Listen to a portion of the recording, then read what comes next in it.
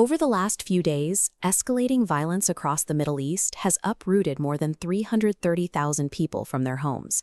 But there is a startling geographical anomaly. At the Lebanese-Syrian border, crowds are moving into Syria. UN data confirms over 30,000 people are crossing back into a country synonymous with a decade of brutal civil war. Why would tens of thousands of civilians willingly flee toward a nation that remains one of the most dangerous places on Earth? This exodus is driven by the total breakdown of the systemic infrastructure required to support human life.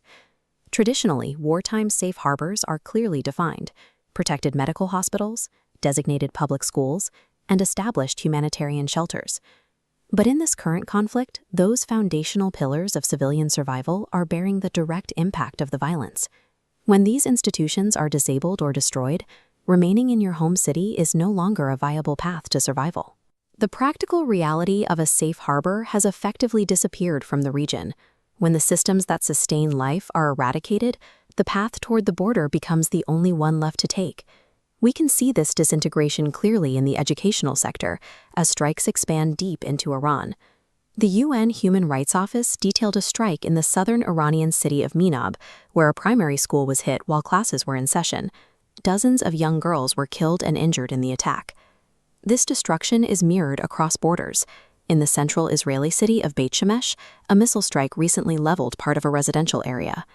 International humanitarian law relies on the principles of distinction and proportionality, keeping civilians and their infrastructure separate from military targets.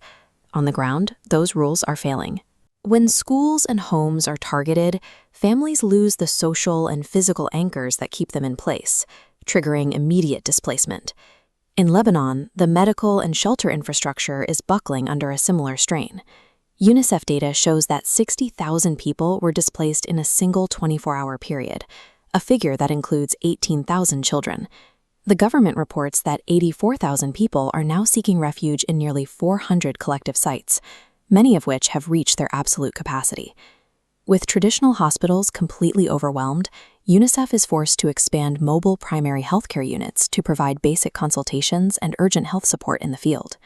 Critical specialized services, like neonatal and pediatric intensive care, are now struggling to function under constant emergency conditions. Without functioning hospitals or available shelter beds, civilians are forced to keep moving outward toward the international borders. Which brings us back to the border. When schools are destroyed, hospitals are overrun, and shelters are full, the local population is effectively squeezed out. Mass displacement into Syria is the logical, mathematical outcome of this systemic collapse. The International Committee of the Red Cross describes this as a world succumbing to war, a state where traditional rules and limits are being ignored. This has evolved beyond a military conflict. It is a war of attrition on civilian survival infrastructure. To stop this humanitarian domino effect, relief agencies require a massive infusion of capital that is currently missing. This chart shows UNICEF's emergency response plan. They require $48 million to reach just 1 million people in need. Right now, that emergency fund is only 16% funded.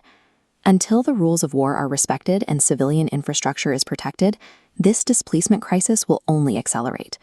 The cost of inaction is a complete regional exodus.